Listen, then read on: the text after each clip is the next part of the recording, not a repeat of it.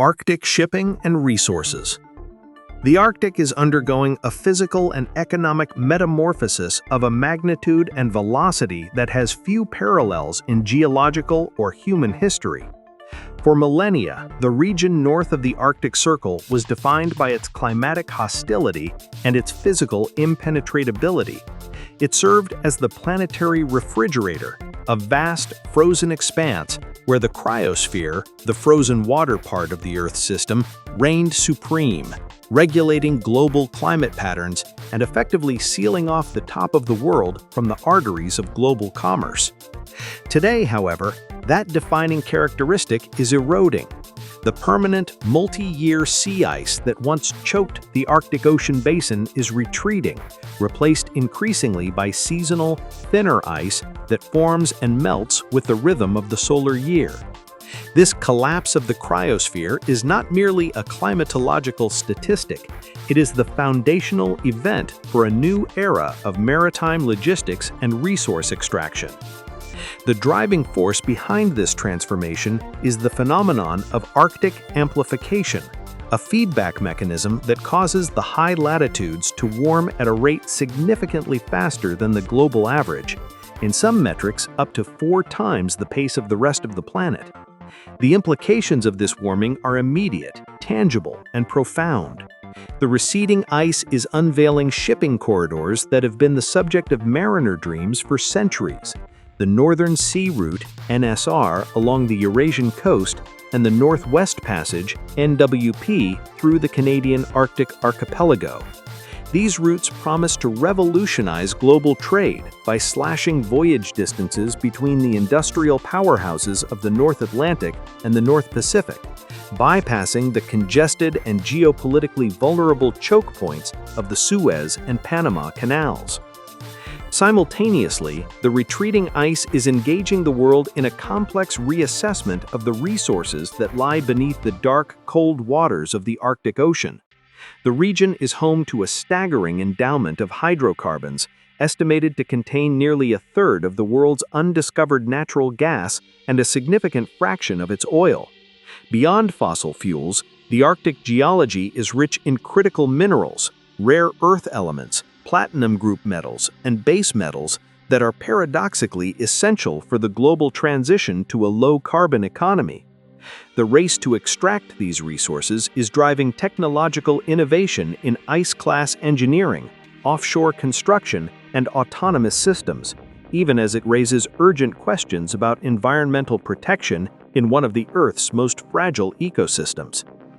The first part of this review constitutes comprehensive assessment of the changing Arctic, while the subsequent analysis will address the complex geopolitical chessboard emerging in the high north, focuses exclusively on the physical, technical, and economic realities of the new Arctic.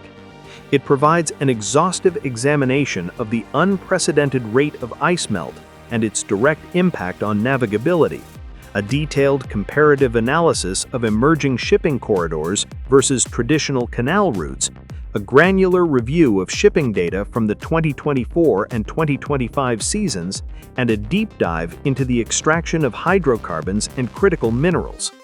By synthesizing the latest data, including record-breaking ice lows and novel transit statistics, this review illuminates the operational landscape of a region transitioning from a frozen frontier to a central artery of the 21st century global economy. Ice melt and navigability. The fundamental enabler of all human activity in the high north is the state of the sea ice. To understand the future of Arctic shipping and resource extraction, one must first grasp the nuances of the Arctic ice cover's decline. It is not simply a matter of shrinking surface area. The Arctic ice pack is undergoing a catastrophic loss of volume, age, and structural integrity, pushing the system toward a critical tipping point that fundamentally alters the parameters of marine navigation. Historically, the Arctic Ocean was covered by a persistent cap of multi-year ice that had survived at least one summer melt season. This old ice is characterized by its thickness, often exceeding 3 to 4 meters, and its hardness. Over years of surviving melt cycles, multi-year ice expels its brine content, becoming nearly fresh and structurally similar to concrete. This ice poses the greatest hazard to navigation, capable of crushing conventional hulls and resisting all but the most powerful nuclear icebreakers. However, the data from the last 2 decades confirms a dramatic and accelerating loss of this multi-year ice. The Arctic Report Card for 2025 highlights a stark transformation. By the end of the summer of 2025, the ice cover was significantly younger and thinner than in previous decades. Specifically, the extent of the ice was 28% less than that recorded in 2005, a baseline that itself was already reflecting a warming trend. The thick, deformed flows that once made the central Arctic Ocean impenetrable are being replaced by first-year ice, thinner sheets that form during a single winter and are prone to melting completely the following summer. This thinning trend is relentless and linear. Long-term satellite records maintained since 1979 indicate that the Arctic has lost an average of 71,000 square kilometers of sea ice per year in the summer and 31,000 square kilometers per year in the winter. This decline is not merely a gradual erosion, but is punctuated by extreme events that signal the failure of the ice pack's recovery mechanisms. The summer of 2025 recorded the second lowest sea ice area ever observed. More concerning for the long-term health of the system is the state of the winter maximum. The winter maximum represents the reset point for the ice pack, the moment of greatest extent before the spring melt begins. On March 22, 2025, the Arctic sea ice reached a maximum extent of just 14.33 million square kilometers. This figure stands as the lowest maximum in the 47-year satellite record, falling 1.31 million square kilometers below the 1981 to 2010 average, a deficit in ice cover roughly equivalent to the land area of South Africa. The timing of this maximum is also significant.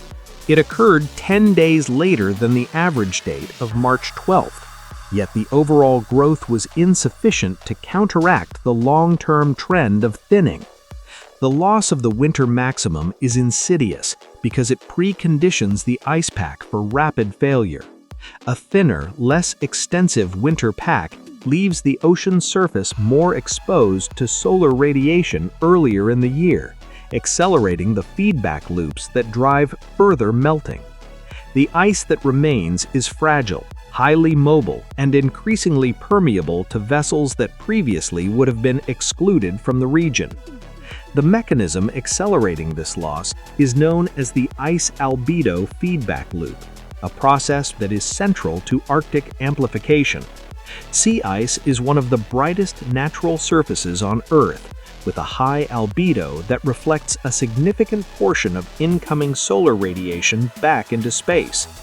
As the ice melts and retreats, it exposes the dark surface of the ocean. Open water has a very low albedo, meaning it absorbs the vast majority of solar energy.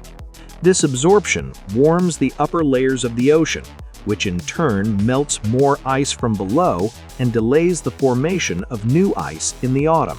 Research conducted in 2025 has identified additional nuanced feedback mechanisms that are exacerbating this process. One such mechanism involves the interaction between ice fractures, known as leads, and atmospheric chemistry.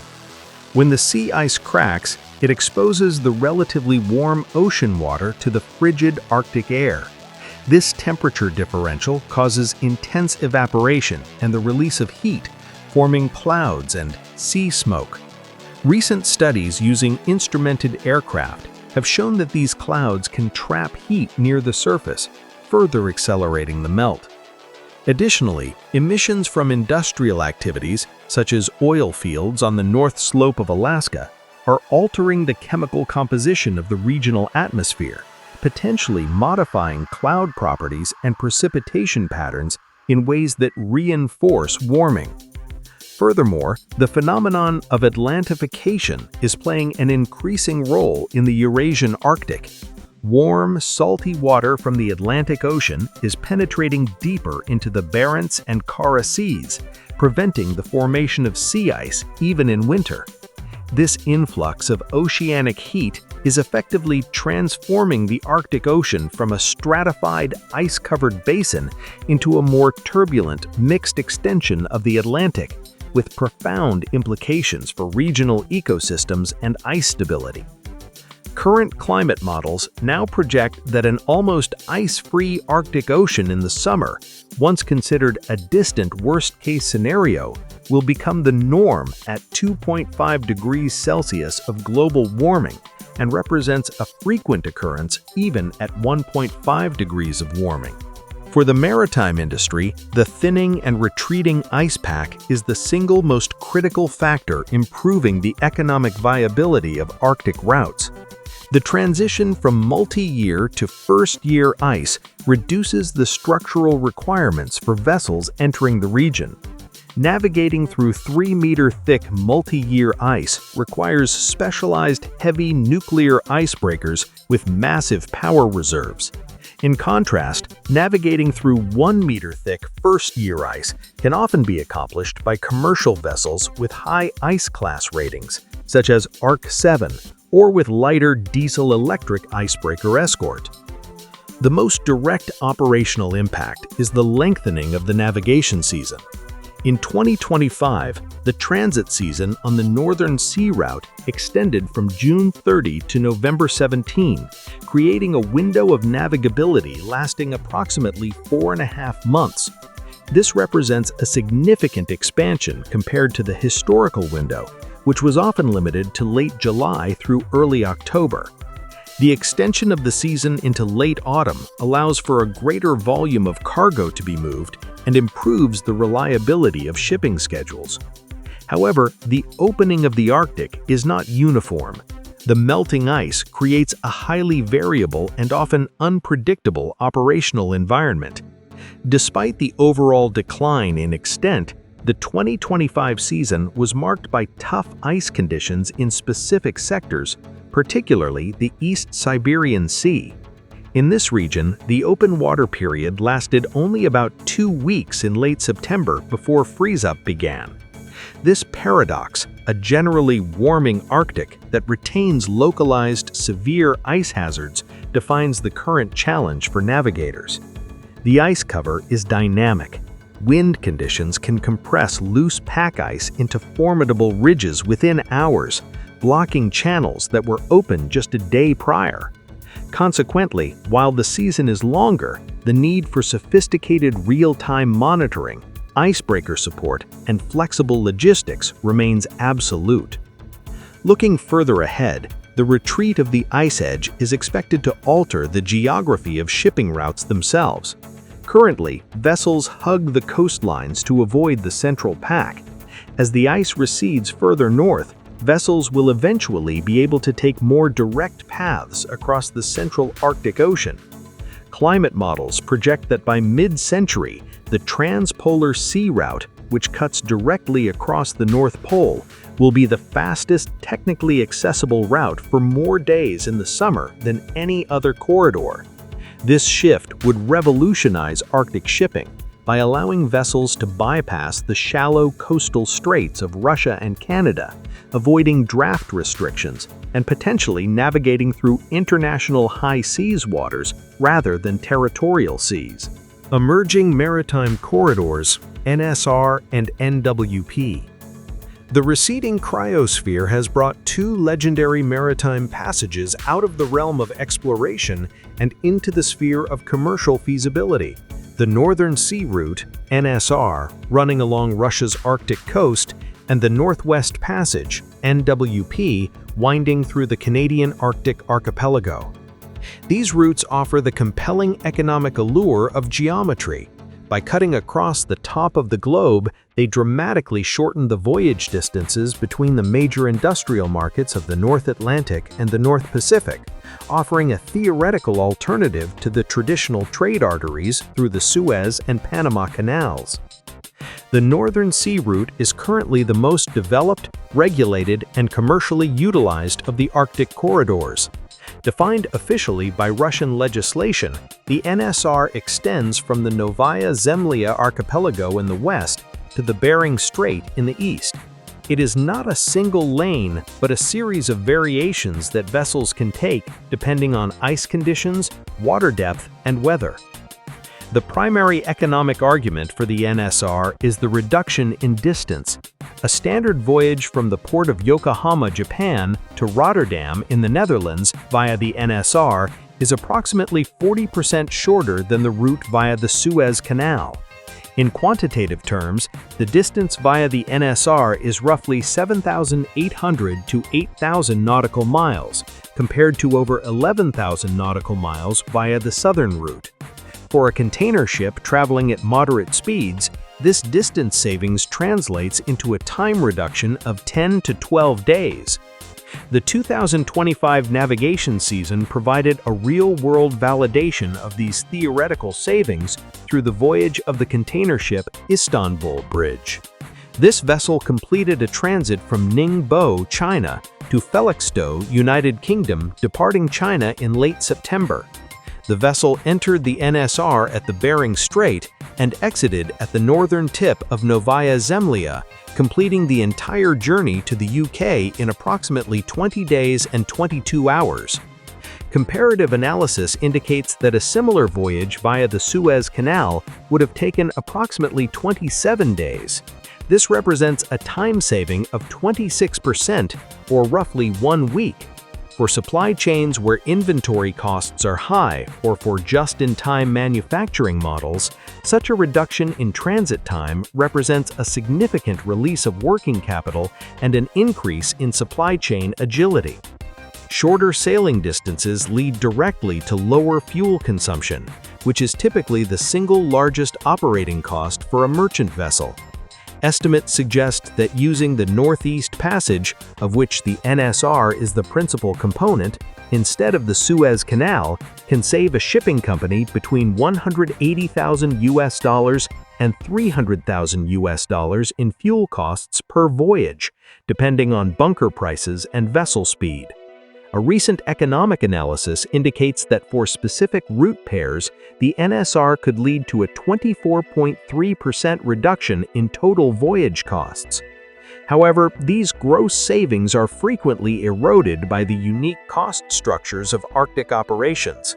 First, there are the fees for icebreaker escort. Russian maritime regulations generally mandate icebreaker support for vessels that do not possess a high ice class, or when ice conditions are categorized as heavy.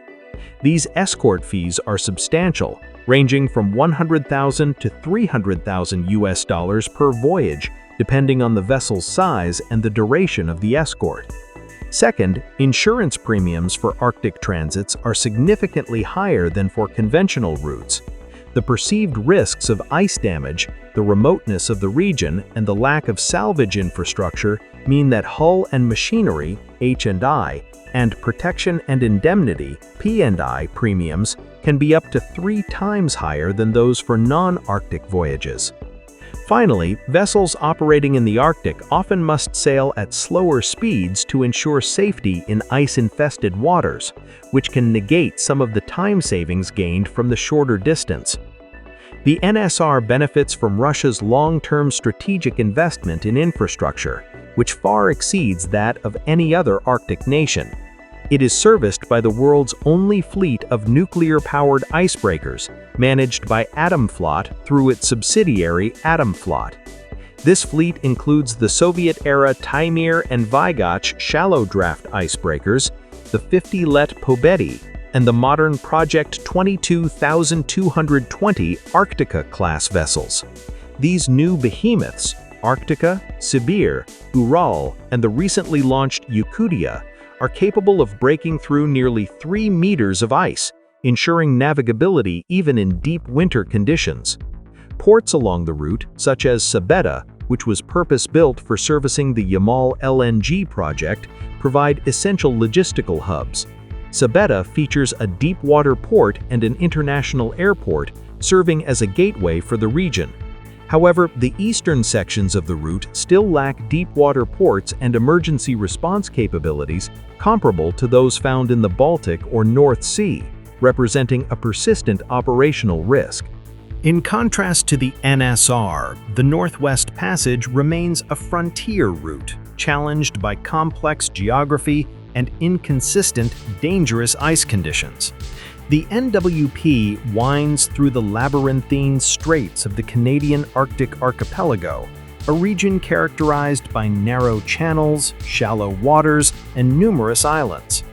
Like the NSR, the NWP offers significant distance savings.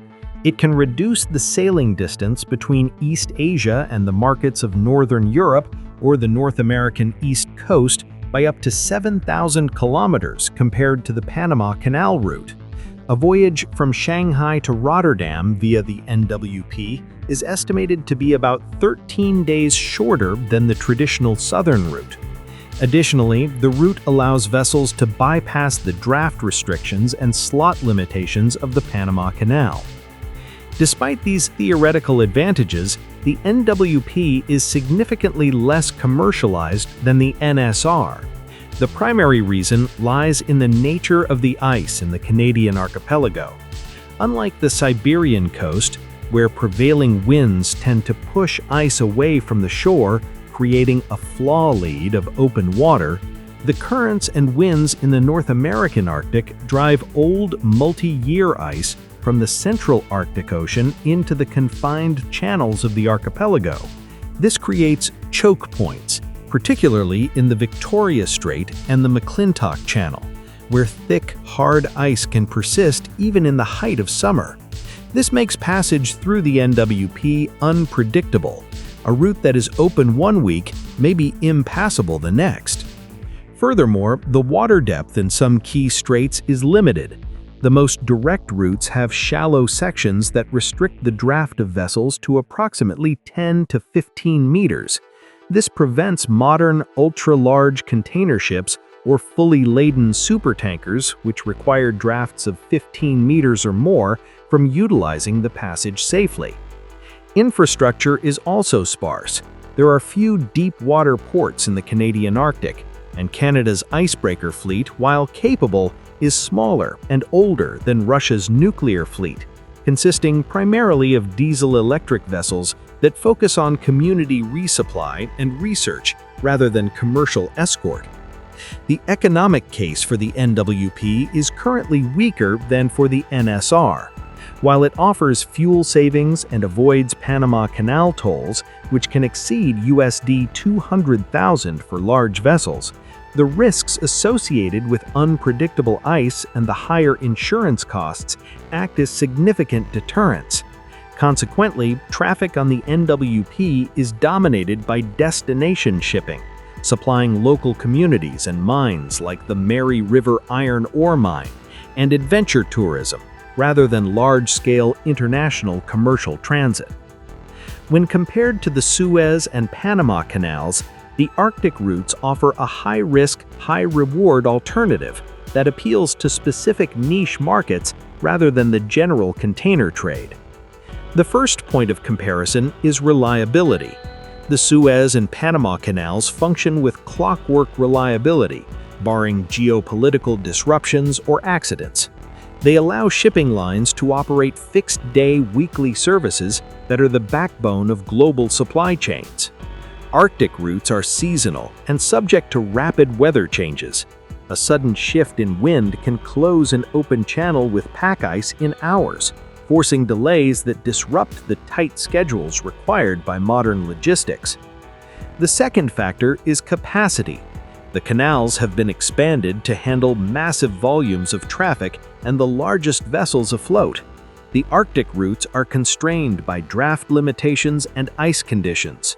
Even with the melting ice, the shallow straits of the Russian and Canadian coasts mean they cannot currently accommodate the world's largest container vessels, ULCVs, in a fully laden state. The third factor is security.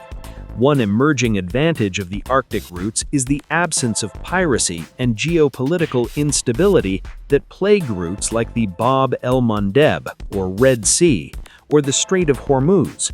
In an era of increasing instability in the Middle East, the quiet nature of the high north is becoming a strategic asset. Shipping companies are increasingly viewing the Arctic as a potential safety valve or strategic alternative in the event of major disruptions to the southern routes. Shipping data projections and transit realities.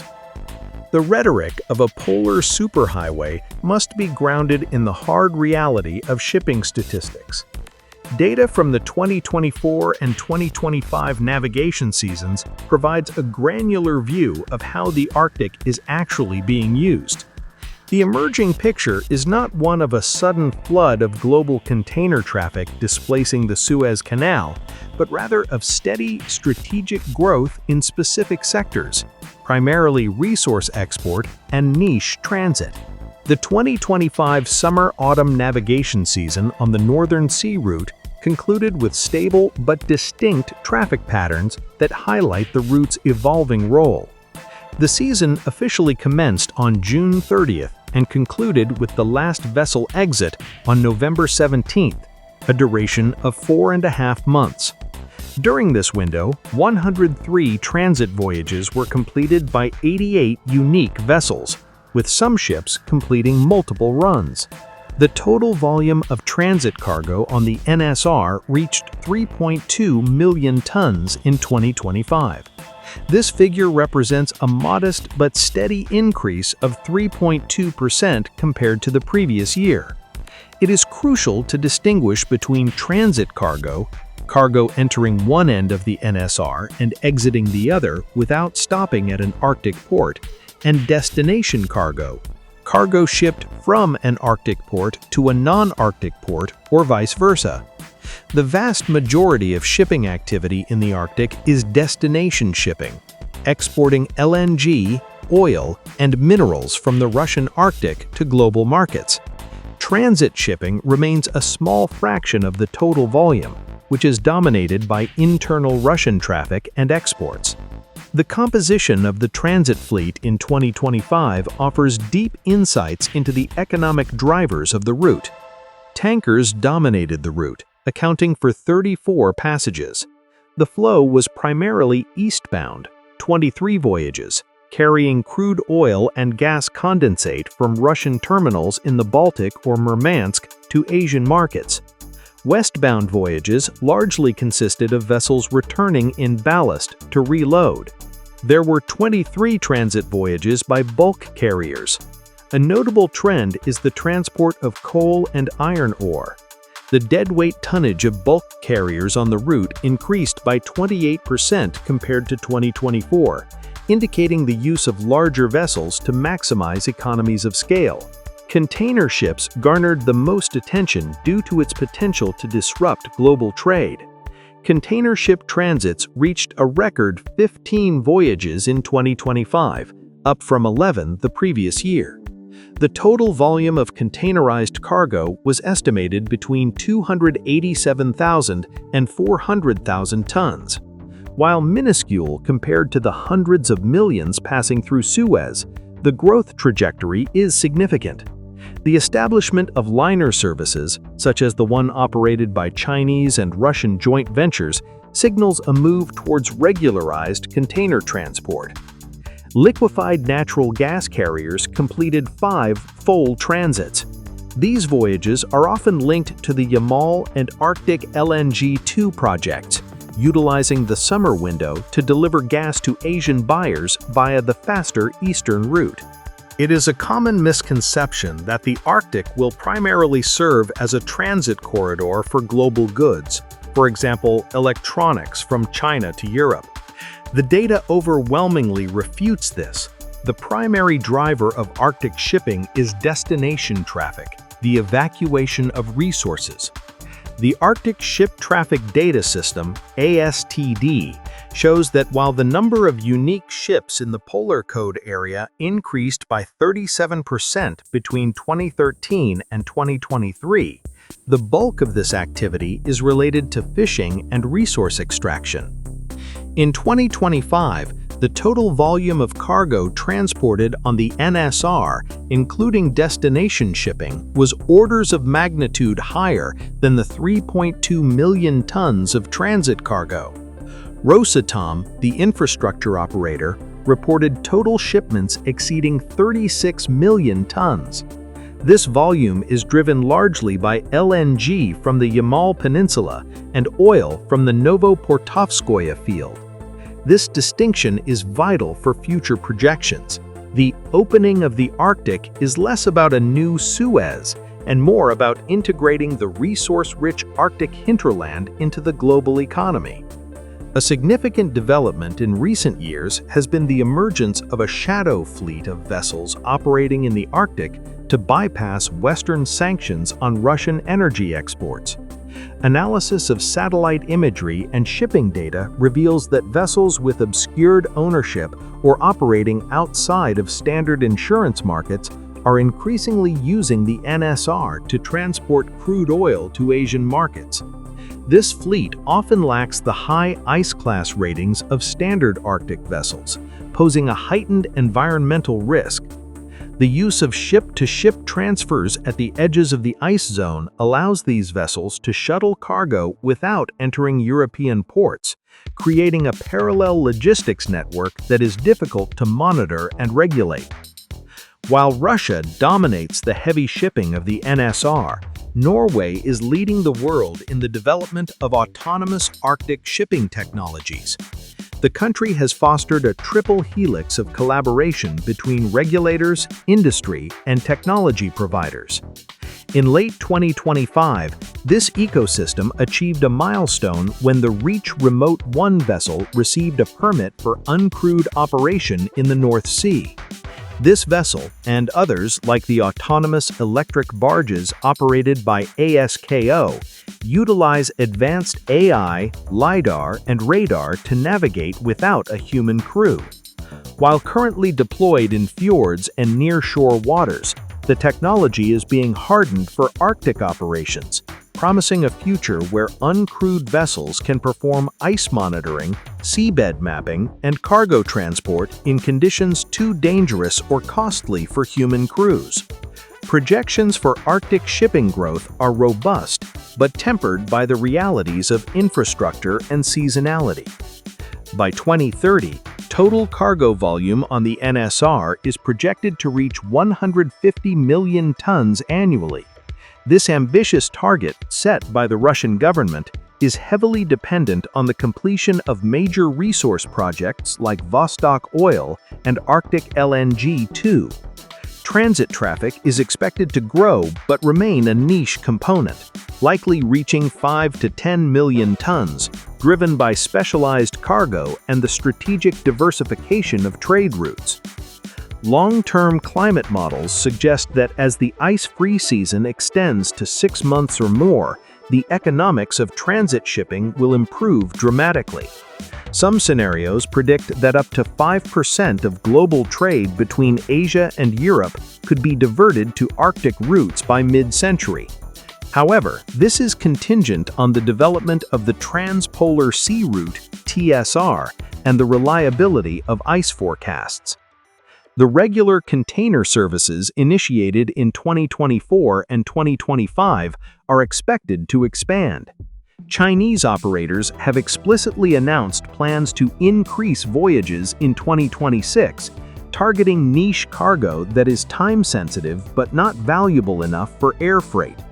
This middle-ground logistics model utilizes the speed of the Arctic to bridge the gap between slow ocean freight and expensive air cargo. Oil and gas beneath the ice. The economic engine driving the current surge in Arctic activity is the region's colossal hydrocarbon endowment. The seabed of the high north contains one of the planet's last great undeveloped stockpiles of conventional oil and natural gas. As easily accessible reserves elsewhere in the world are depleted, the energy industry is turning its gaze north, driven by the sheer scale of the Arctic's potential. The definitive assessment of these resources comes from the United States Geological Survey, USGS, which conducted a comprehensive probabilistic study of the area north of the Arctic Circle. The findings of this assessment are staggering. The Arctic is estimated to hold approximately 90 billion barrels of undiscovered conventional oil, 1,669 trillion cubic feet of natural gas, and 44 billion barrels of natural gas liquids. In global terms, this equates to roughly 13% of the world's undiscovered oil and 30% of its undiscovered natural gas. It is crucial to note the distinction between undiscovered and proven reserves. These figures represent resources that are geologically likely to exist based on the sedimentary history of the basins, but have not yet been drilled and confirmed. The distribution of these resources is not uniform. The vast majority, approximately 84%, is located offshore, beneath the continental shelves. The Arctic is primarily a gas province. Undiscovered natural gas is 3 times more abundant than oil. The bulk of this gas is concentrated in the Eurasian Arctic, particularly in the West Siberian Basin and the East Barents Basin. This geological reality explains Russia's dominance in Arctic energy projects. The geology of the Russian sector is predisposed to massive gas fields, while the North American sector holds a mix of oil and gas. The realization of this potential is already underway, centered on specific geological superbasins that serve as the focal points for exploration and development. The West Siberian Basin and Yamal Peninsula area is the heart of the Russian Arctic energy industry and contains the world's largest known gas reserves. A flagship project operating at full capacity, Yamal LNG utilizes the South Tambay field. It produces over 16.5 million tons of LNG annually. The facility pioneered the use of modular construction in the Arctic and relies on a fleet of Arc-7 ice-class LNG carriers to export gas year-round. These vessels act as icebreakers in their own right, capable of navigating the icebound Ob Bay in winter. Located across the Ob Bay on the Gidon Peninsula, Arctic LNG-2 represents the next technological leap. Unlike Yamal LNG, which was built on piles driven into the permafrost, Arctic LNG-2 uses gravity-based structures, GBS.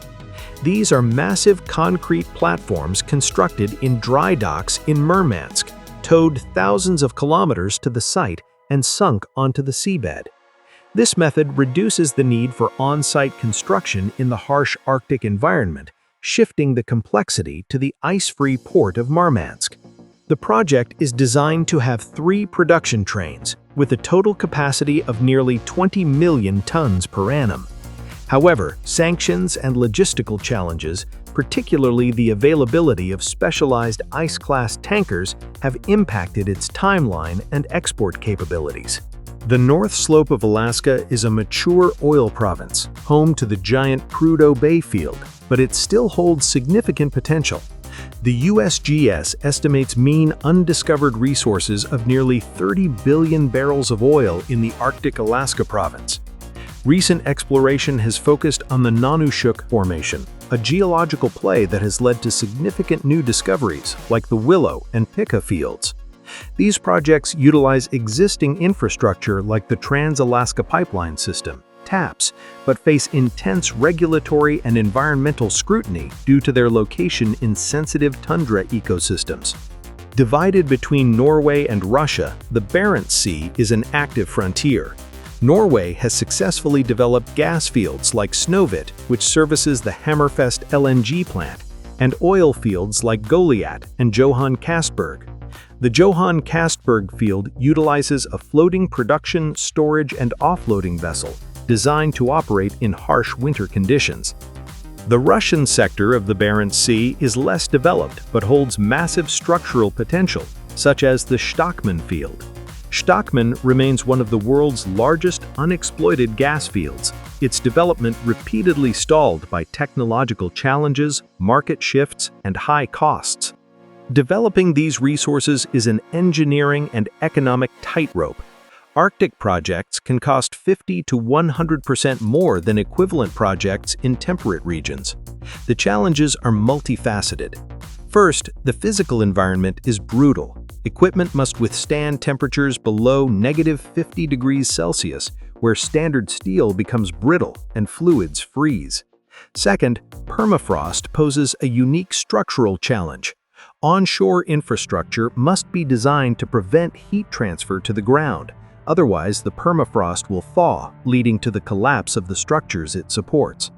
Third, logistics are immensely complex. Supply chains are long and fragile, and everything from drilling mud to food for crews must be transported over vast distances during limited weather windows. Finally, ice management is critical for offshore platforms. Structures must be designed to withstand the crushing force of moving ice packs, or, in the case of floating platforms, must be capable of disconnecting and moving off station if an iceberg approaches. Critical minerals and rare earth elements. While oil and gas have traditionally dominated the Arctic resource narrative, a new imperative is driving interest in the region: the global hunger for critical minerals. The transition to a low-carbon economy requires vast quantities of rare earth elements, REEs, copper, nickel, zinc, and platinum group metals, materials that are abundant in the geology of the high north. Greenland has emerged as a focal point for critical mineral exploration. As the ice cap recedes, it exposes ancient geological formations rich in minerals essential for electric vehicles, wind turbines, and defense electronics. Greenland is estimated to hold sufficient resources to satisfy a significant portion of global demand for REEs, potentially offering a strategic alternative to China's near monopoly on these materials. Two projects in Greenland exemplify this potential. The first is Kvanefjeld, located in southern Greenland. This is one of the world's largest multi-element deposits, containing massive resources of REEs, over 11 million tons, uranium, and zinc. The presence of uranium has made the project politically controversial, leading to legislative bans on uranium mining that have stalled its development. However, the deposit remains a geostrategic asset of the first order, containing high concentrations of neodymium and dysprosium, key ingredients for permanent magnets. The second major project is Tanbreeze, situated near Kvanefjeld. Tanbreeze targets a different type of ore body, known as eudialyte, that is rich in heavy rare earths but lower in uranium and thorium, making it potentially more politically palatable. It is described as arguably the world's largest REE deposit, with immense resources of heavy rare earths like terbium and dysprosium, which are critical for high-temperature magnet applications. The strategic importance of these deposits cannot be overstated. The European Union, through its Critical Raw Materials Act and strategic partnerships with Greenland, views these resources as vital for its industrial autonomy and green transition goals. The North American Arctic is already a major supplier of base metals. Located in the remote DeLong Mountains in Alaska, Red Dog Mine is one of the world's largest zinc mines. It produces a significant percentage of the global zinc supply and is a critical economic engine for the Nana region of Alaska. The mine operates year-round, but concentrates can only be shipped during the brief summer ice-free season. This logistical bottleneck requires massive on-site storage facilities to hold a year's worth of production until the ships can arrive. Operated by Baffinland, the Mary River Mine in Nunavut Territory of Canada exploits one of the richest iron ore deposits on the planet. The ore is so high grade that it is classified as direct shipping ore, meaning it does not require processing or concentrating before shipping. The mine ships millions of tons of ore annually through Milne Inlet during the open water season. Proposals to expand the mine and build a railway to a year-round port at Steensby Inlet have generated intense debate regarding the impact on caribou migration and marine mammals, highlighting the tension between development and conservation. Russia remains the titan of Arctic mining. The Norilsk-Taunok region on the Taimyr Peninsula is one of the world's premier metallogenic provinces. MMC Norilsk Nickel is the world's largest producer of palladium and high-grade nickel and a major producer of platinum and copper. These metals are indispensable for catalytic converters, hydrogen fuel cells, and battery technologies.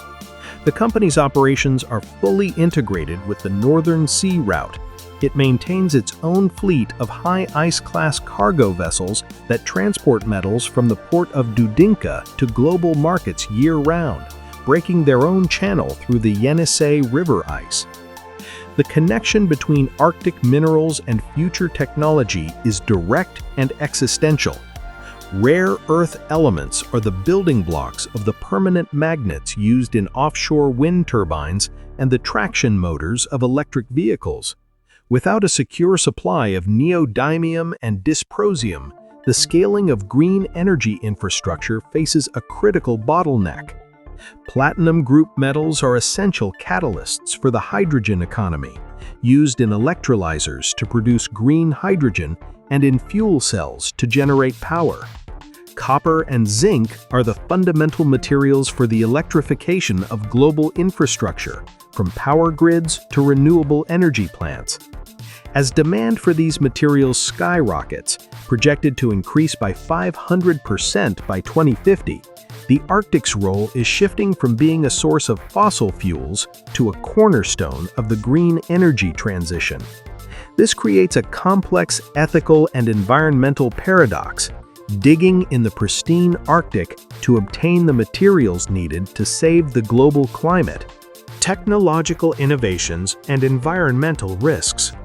The exploitation of Arctic shipping routes and resources is not merely a matter of opportunity. It is a supreme technological challenge. Operating in the Arctic requires engineering solutions that push the boundaries of material science and naval architecture, all while managing severe environmental risks. The foundation of Arctic safety is the vessel itself. Ships operating in these waters are governed by the IMO's International Code for Ships Operating in Polar Waters, Polar Code. This mandatory framework classifies vessels based on their ice capability, from PC-7, capable of operating in thin first-year ice, to PC-1, capable of year-round operation in all polar waters. Design innovation has led to the development of the double-acting ship concept. These vessels have a specialized bow optimized for efficient sailing in open water and a reinforced stern designed for ice breaking. When encountering heavy ice, the ship turns 180 degrees and proceeds stern first. It uses azimuth thrusters, propellers that can rotate 360 degrees to mill through the ice rather than crushing it with weight. This technology, pioneered by Aker Arctic, allows LNG carriers like the Yamal fleet to operate independently in ice up to 2.1 meters thick without icebreaker assistance, revolutionizing the economics of Arctic transport. The backbone of the Northern Sea Route's reliability is the Project 22220 nuclear icebreaker class. These vessels are the largest and most powerful icebreakers ever built. Powered by two RITM-200 nuclear reactors generating 60 megawatts of power at the shafts, they are designed to break through 2.8 meters of level ice at a continuous speed. A key innovation in their design is the dual draft capability. By altering their ballast, these ships can change their draft, allowing them to operate both in the deep waters of the Arctic Ocean and in the shallow estuaries of Siberian rivers like the Yenisei and Ob. This flexibility allows a single vessel to perform the work that previously required two different classes of icebreakers. The industrialization of the Arctic comes with severe environmental risks that must be managed. Black carbon is a critical pollutant in the Arctic context. Ships burning heavy fuel oil, HFO, emit black carbon or soot. When this dark particulate matter settles on snow and ice, it reduces the surface albedo, absorbing more sunlight and accelerating melt. This creates a localized amplification of warming. Black carbon emissions from Arctic shipping rose by 85% between 2015 and 2019, prompting calls for stricter fuel regulations and the banning of HFO in Arctic waters. Underwater noise is another growing concern. The Arctic Ocean is acoustically unique. The cold, stratified water allows sound to travel over vast distances. Increased shipping noise disrupts the communication, navigation, and feeding behaviors of marine mammals like narwhals, belugas, and bowhead whales. This is not just an ecological issue, but a cultural one, as it impacts the subsistence hunting of indigenous communities. Oil spill risk represents the most catastrophic scenario. An oil spill in ice-covered waters presents unique cleanup challenges. Oil can be trapped under the ice or encapsulated within it, moving with the drift and potentially being released hundreds of kilometers away during the spring melt. Conventional response methods like booms and skimmers are ineffective in broken ice.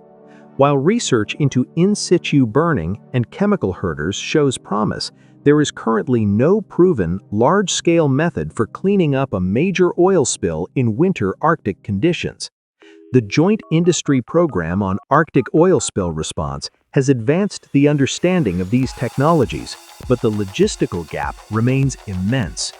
Great power competition and the transformation of Arctic geopolitics. The Arctic, a region once defined by the diplomatic axiom high north, low tension, has undergone a catastrophic geopolitical phase shift. For the 3 decades following the collapse of the Soviet Union, the circumpolar North was governed by a unique consensus known as Arctic exceptionalism. This doctrine posited that the region's extreme environment, shared scientific imperatives, and the mutual vulnerability of its indigenous populations necessitated a collaborative governance model insulated from the broader currents of global conflict. The Arctic Council, established in 1996, served as the primary vehicle for this cooperation, deliberately excluding military security matters from its mandate to foster dialogue on environmental protection and sustainable development. However, the strategic insulation of the Arctic has effectively disintegrated. The Russian Federation's full-scale invasion of Ukraine in February 2022 acted as a decisive accelerant for trends that had been building for over a decade. The region has transitioned from a peripheral zone of scientific inquiry to a central theater of strategic competition, characterized by the militarization of the littoral, the weaponization of energy resources, and the erosion of international legal norms. The Arctic is no longer exceptional, it is now a fully integrated flank in the global confrontation between the Euro-Atlantic Alliance and the revisionist powers of Russia and the People's Republic of China. This transformation is driven by a convergence of climatological and geopolitical forces. The rapid recession of sea ice, occurring at a rate nearly 4 times the global average, is physically unlocking the Arctic Ocean, creating new maritime frontiers that demand defense and regulation. For Russia, the melting ice transforms a once impenetrable northern frozen wall into a navigable coastline, exposing its industrial heartland and nuclear bastions to potential maritime encirclement. For China, the thawing ocean offers a polar Silk Road that promises to reshape global trade flows by bypassing the strategic choke points of the Malacca Strait and the Suez Canal. For NATO, the accession of Finland and Sweden has fundamentally altered the geography of the northern flank, creating a unified Nordic defense bloc that directly challenges Russia's dominance in the Barents and Baltic Seas. The second part of this review provides an exhaustive analysis of the new Arctic security architecture. It examines the revitalization of Russia's Northern Fleet and the implementation of its Bastion defense strategy, the material and strategic dimensions of China's entry into the Arctic, the challenges of NATO's Northern Reorganization, and the complex mechanisms of sanctions evasion that sustain Russia's Arctic militarization.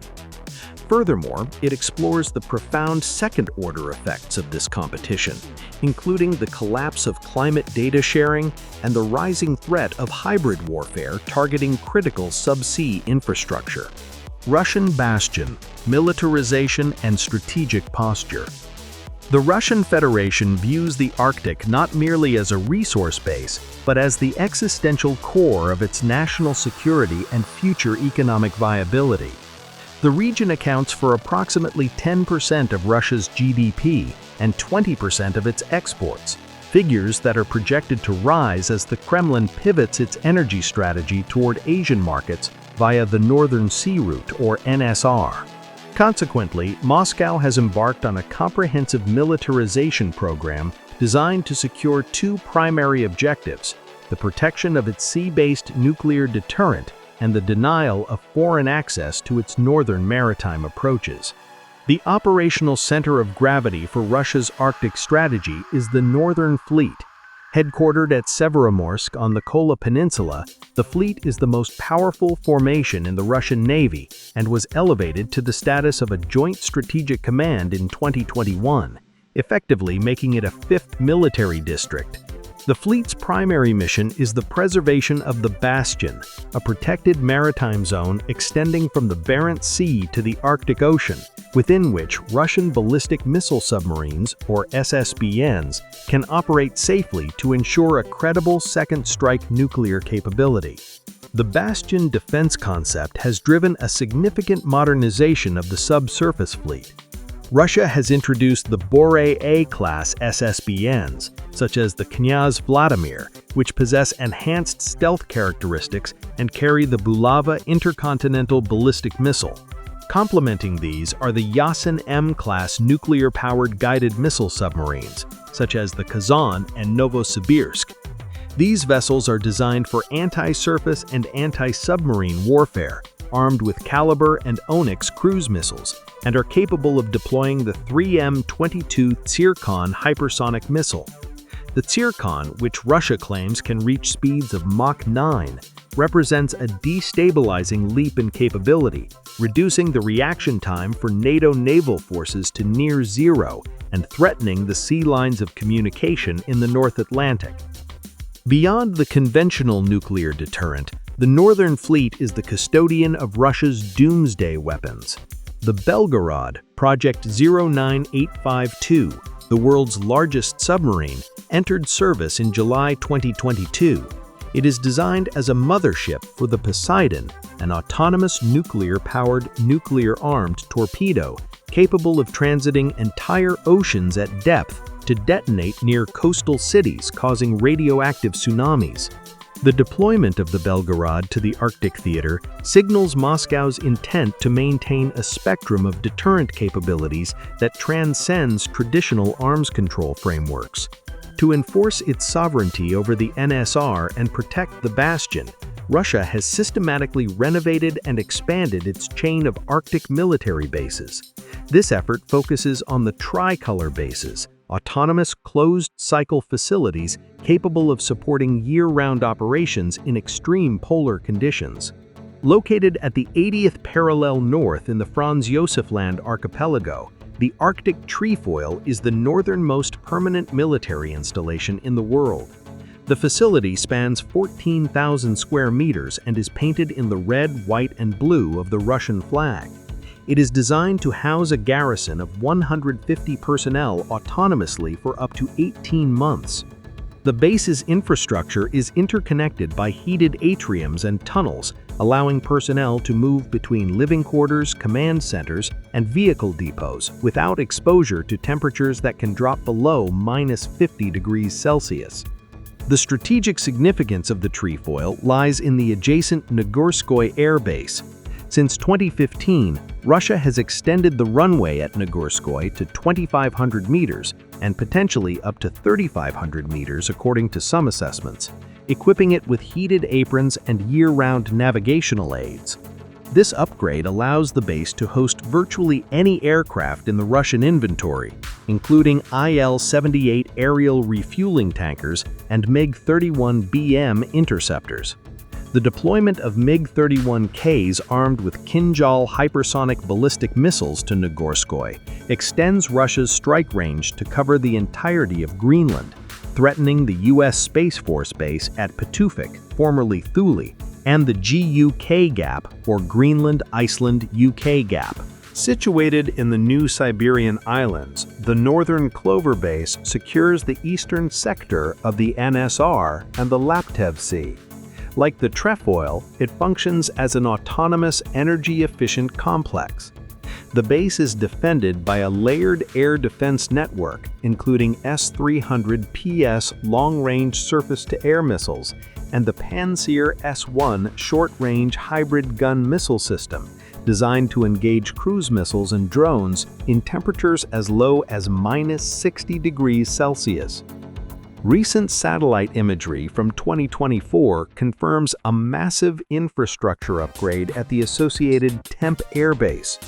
The runway has been paved and expanded to 2,100 meters, capable of supporting heavy transport aircraft and potentially two 22 M3 strategic bombers. This expansion bridges the operational gap between the Kola Peninsula and the Russian Far East, allowing for the rapid redeployment of forces across the Arctic littoral. The base also hosts the K-300P Bastion P coastal defense system, equipped with supersonic P-800 Onyx anti-ship missiles, which can target vessels navigating the NSR choke points. Rogachevo Air Base, located on the southern island of the Novaya Zemlya archipelago, serves as the central node of Russia's Arctic air defense. It has been fortified with S-400 Triumph missile batteries, providing an anti-access bubble with a radius of up to 400 kilometers. The base regularly hosts rotational deployments of MiG-31BM interceptors. The strategic logic of Rogachevo is to provide a forward air defense shield for the Northern Fleet's headquarters in Severomorsk, intercepting NATO aircraft before they can reach the launch points for cruise missiles targeting the Kola Peninsula's nuclear infrastructure. While the Northern Fleet's surface and air assets provide visible deterrence, the main Directorate of Deep-Sea Research, GUGI, represents a shadowy and arguably more acute threat to Western security.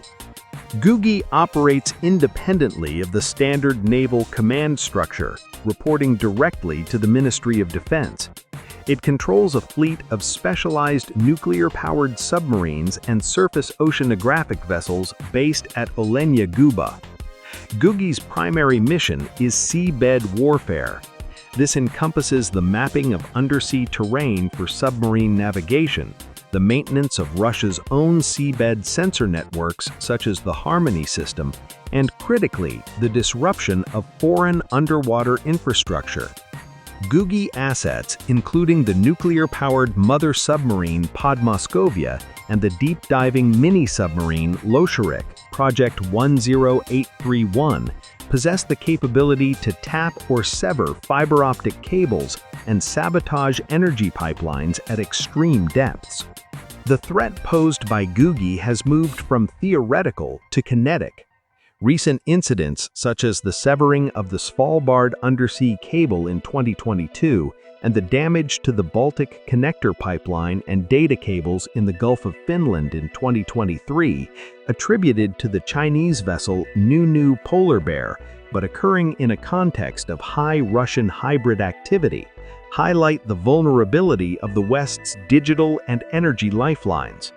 GUGI operates in the gray zone, utilizing research vessels to conduct reconnaissance and prepare the battle space for hybrid attacks that are difficult to attribute directly to the Russian state.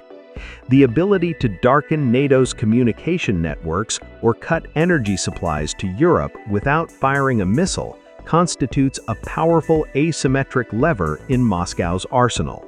China's strategic entry into the Arctic. The People's Republic of China, PRC, has no coastline north of the Arctic Circle, yet it has successfully established itself as a central player in the region's geopolitics. In its 2018 Arctic Policy White Paper, Beijing formally declared itself a near-Arctic state, a term devised to legitimize its interests in the region based on the premise that changes in the Arctic environment have direct climatic and economic impacts on China.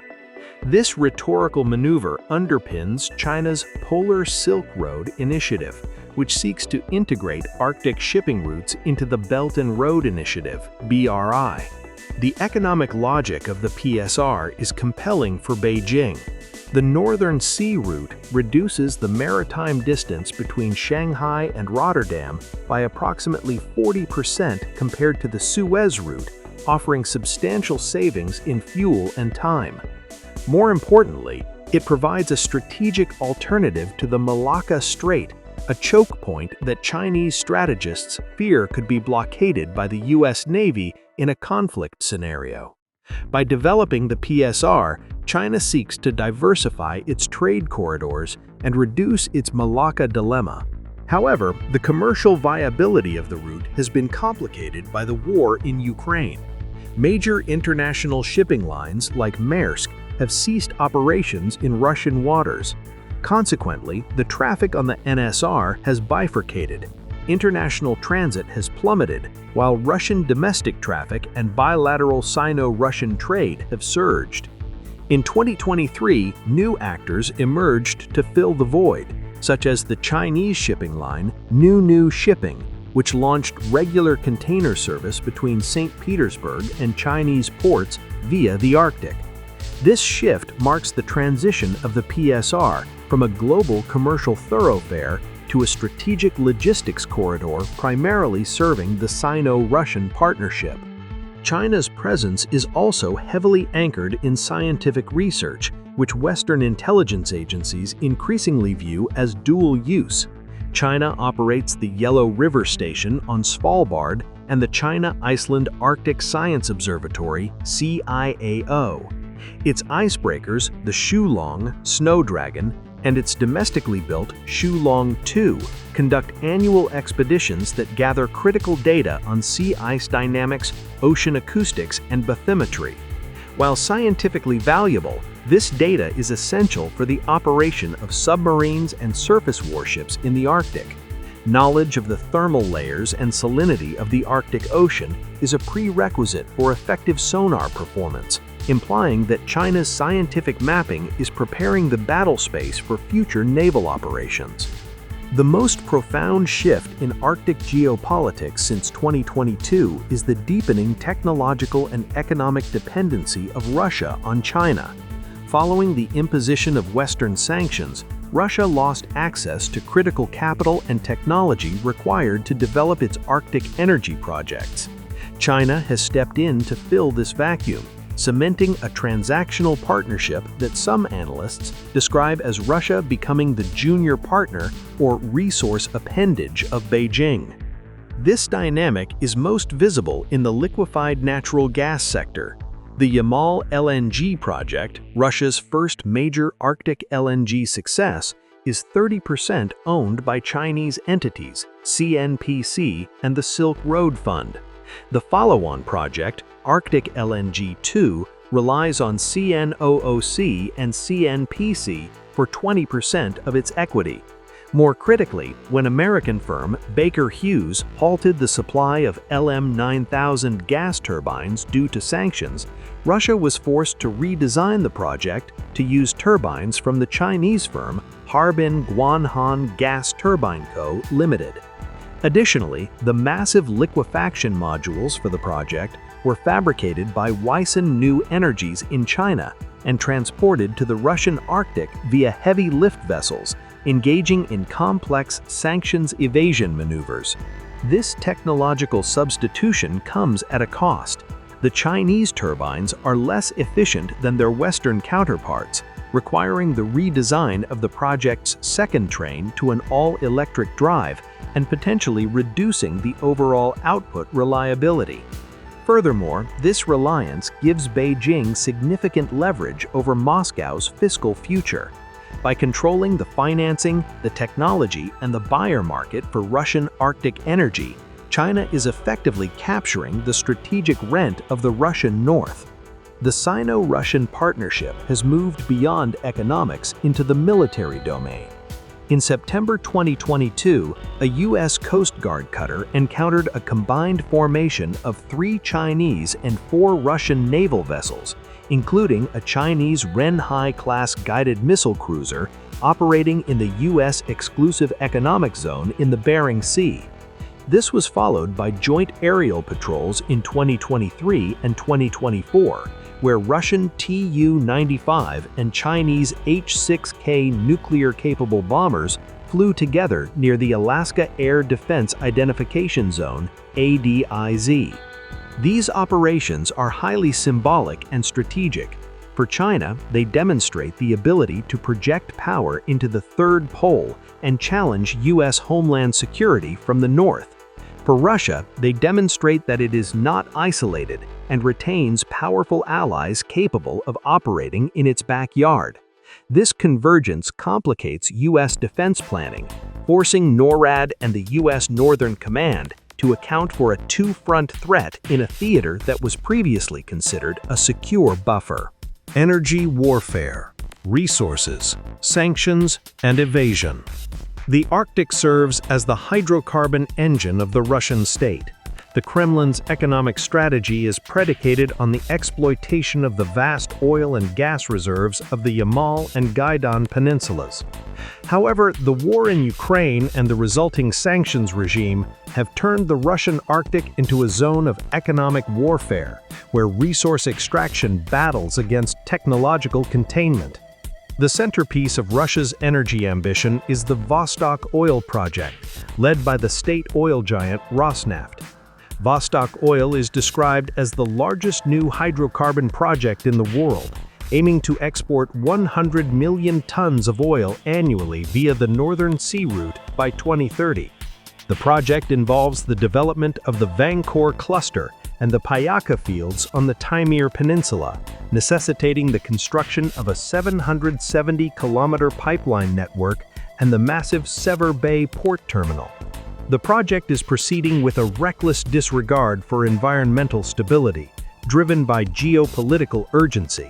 Satellite imagery analysis from 2024 and 2025 has revealed extensive environmental violations.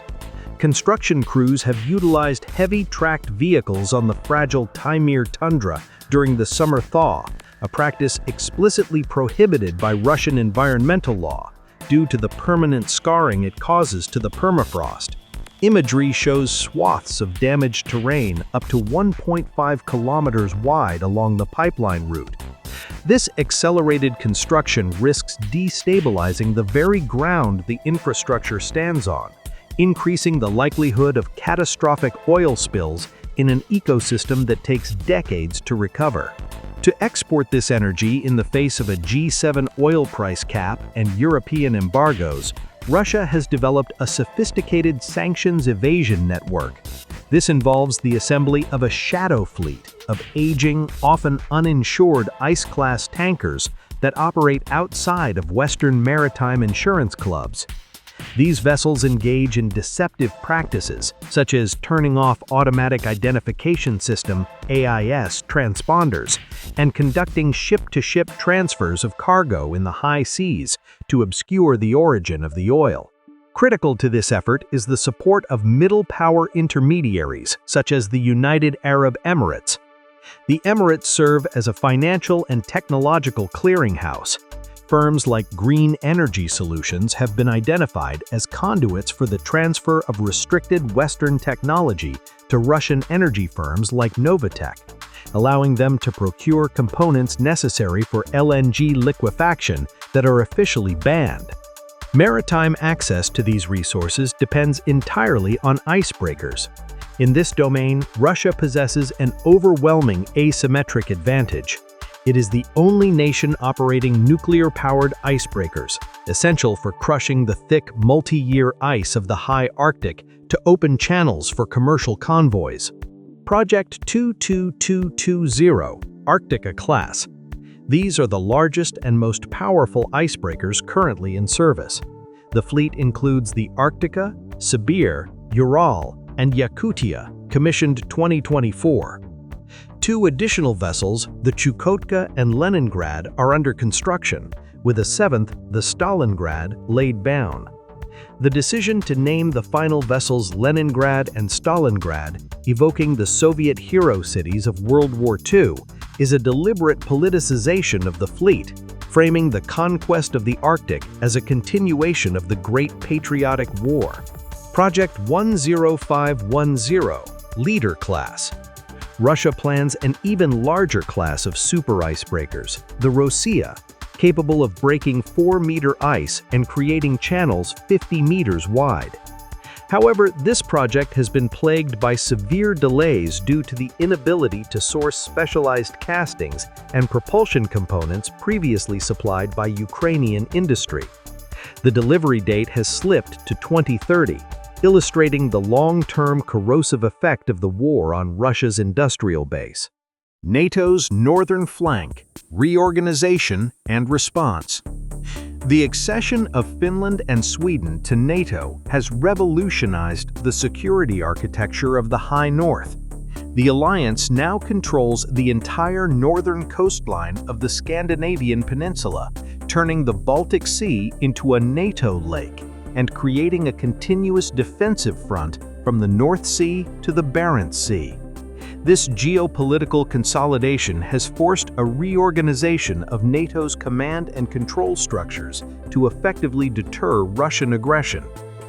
To manage this expanded theater, NATO has operationalized Joint Force Command, JFC Norfolk, based in Virginia. Unlike traditional land-centric commands, JFC Norfolk focuses on the maritime domain, tasked with securing the transatlantic link, the vital sea lanes connecting North America to Europe. Following the 2023-2024 realignment, JFC Norfolk has assumed responsibility for the Nordic region. This shift integrates the defense of Norway, Finland, Sweden, and Denmark into a single theater of operations, recognizing that the defense of the Arctic is inseparable from the security of the North Atlantic. This integration was vividly demonstrated in the Nordic Response 2024 exercise, part of Steadfast Defender. The exercise involved over 20,000 troops from 13 nations conducting joint amphibious landings and air operations in northern Norway, Sweden, and Finland. It tested the ability of the alliance to rapidly reinforce the northern flank and cross-border mobility, proving that NATO can now project force seamlessly across the Fenno-Scansadian territories without political or logistical friction. The most immediate tactical advantage of the Nordic accession is the aggregation of air power.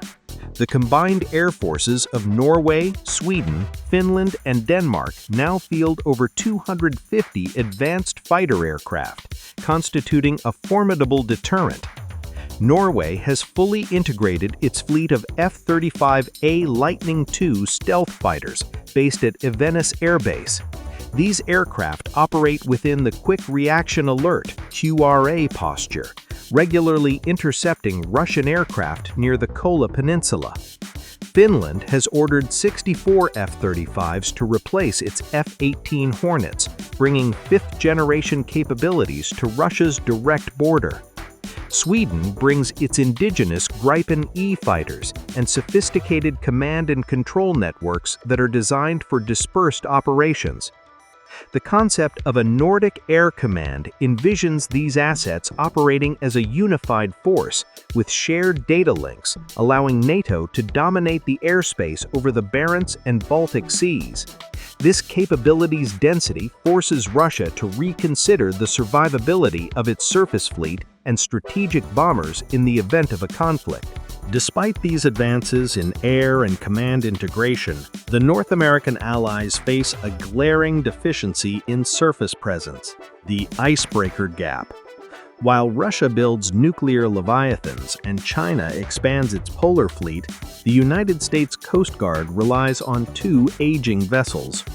USCGC Polar Star, commissioned in 1976, this is the only U.S. heavy icebreaker. It is decades past its service life, prone to mechanical fires, and requires annual dry docking to remain operational. USCGC Healy, a medium icebreaker primarily designed for science, which also suffered a major engine room fire in 2024, limiting its availability. The Polar Security Cutter program, intended to replace these ships, is years behind schedule and over budget, with the first vessel not expected until the late 2020s. To mitigate this risk, the U.S. is pursuing the commercial purchase of the icebreaker Ivik, renamed Storis, as a stopgap measure. Canada's fleet is similarly aging, with the flagship CCGS Louis Saint Laurent, commissioned in 1969, scheduled for replacement by new Polar-class vessels that are also delayed. This lack of ice-hardened surface hulls limits the ability of the U.S. and Canada to project sovereignty in the high Arctic year-round, ceding the surface domain to Russia and increasingly China. The strategic choke point of the North Atlantic remains the Greenland-Iceland-UK gap. Russian submarines, particularly the quiet Yasen class, are patrolling the Atlantic at levels not seen since the Cold War. Their objective in a conflict would be to penetrate this gap and sever the transatlantic supply lines. NATO has responded by reinvigorating its anti-submarine warfare, or ASW, capabilities. The U.S. Navy has increased P-8 Poseidon maritime patrol aircraft rotations to Keflavik, Iceland. The UK has committed to a new fleet of ASW frigates to patrol the gap. However, the introduction of long-range cruise missiles like the Kaliber allows Russian submarines to strike European ports and infrastructure from north of the gap, effectively expanding the theater of operations and stretching NATO's defensive line. Collapse of governance, a broken table. The geopolitical rift has paralyzed the institutional architecture of the Arctic. The Arctic Council, once the gold standard for soft security and environmental cooperation, entered a comatose state following the 2022 invasion. The Arctic 7, A7, paused all official meetings with Russia. Although a partial resumption of project-level work was negotiated under the Norwegian chairship 2023 to 2025 via written procedures, the political dialogue that drove the Council's success is dead. In May 2025, the Council held its 14th meeting virtually to transfer the chairship to the Kingdom of Denmark. The resulting Ramsar-Tromsø statement was a carefully worded document that reaffirmed the commitment to the Council's structure but underscored the deep divisions. While it allowed for the continuation of working groups like AMAP and CAFF, it highlighted the difficulty of addressing pan-Arctic issues like climate change without Russian data. The incoming Danish chairship, 2025 to 2027, faces the existential challenge of preventing the Council from becoming a zombie institution, functionally alive but politically irrelevant, while preventing the emergence of a rival Russian-led governance bloc involving BRICS nations. The most catastrophic non-military consequence of this schism is the degradation of global climate science. Russia controls nearly 50% of the Arctic landmass. The cessation of data sharing from Russian meteorological stations and permafrost monitoring sites has created a massive blind spot in global climate models. Western scientists can no longer access ground truth data from Siberia, leading to models that are biased toward the warmer, wetter conditions of the North American Arctic. This compromises the world's ability to predict permafrost thaw rates and methane release, a potential planetary tipping point. Projects like Interact, which relied on Russian stations, have been severed, leaving humanity flying blind into the climate crisis. For the Arctic's indigenous peoples, the Iron Curtain is personal. The Sami people, whose traditional lands, Sapmi, span Norway, Sweden, Finland, and Russia, have seen their cross-border institutions fractured. The Sami Council and Inuit Circumpolar Council, ICC, have struggled to maintain connections with their Russian chapters due to state oppression in Russia and the logistical impossibility of travel. Projects like EALL, which focused on indigenous youth and traditional food knowledge, have been hampered, severing the cultural lifelines that sustained these communities across borders. Flashpoints and friction zones, scenarios for conflict. As the Arctic remilitarizes, specific geographies have emerged as high-risk friction zones where hybrid tactics could escalate into open conflict. The Svalbard archipelago is the most volatile point of contact. Under the 1920 Svalbard Treaty, Norway holds sovereignty, but signatory nations, including Russia, have the right to engage in commercial activities. Russia maintains a coal mining settlement at Barentsburg, which it uses as a strategic foothold. Moscow frequently accuses Norway of violating the treaty by restricting Russian activities or militarizing the islands via the Svalsat satellite station. In a hybrid warfare scenario, Russia could manufacture a crisis on Svalbard, claiming the need to protect its citizens or humanitarian supply lines to test NATO's cohesion. Gray zone activities such as GPS jamming of civilian flights or the severing of the Svalbard undersea fiber optic cable, which occurred in 2022, serve as probing attacks to gauge Western resolve. The narrow strait separating Alaska and Russia is seeing unprecedented military traffic. The U.S. military has observed an increase in Russian Bear bomber patrols and naval exercises, often coordinated with the Chinese military. The proximity of forces with U.S. fighters based at Eielson and Elmendorf and Russian assets in Chukotka leaves little margin for error. A mid-air collision or a naval incident in the fog-shrouded waters of the Bering Sea could trigger a rapid escalation, drawing the U.S. and Russia into a direct confrontation in a theater with limited de-escalation infrastructure. The era of Arctic exceptionalism is over. It has been replaced by a new security dilemma in which the Arctic is a fully integrated component of global great power competition. Russia has entrenched itself as a revisionist power, utilizing nuclear threats and energy blackmail to secure its northern flank. China has successfully operationalized its near-Arctic ambition, leveraging Russia's isolation to become a permanent stakeholder in the High North's future. NATO has responded with historic unity, forging a Nordic fortress that fundamentally alters the balance of power. The trajectory is clear. The Arctic will remain a zone of high tension and high militarization for the foreseeable future. The diplomatic tables are broken, the scientific bridges are burned, and the ice is melting. In this thawing theater, the risk of miscalculation is rising as rapidly as the temperature. The challenge for Western policymakers is no longer how to preserve the Arctic as a zone of peace, but how to manage a volatile zone of contact without triggering a catastrophic war at the top of the world.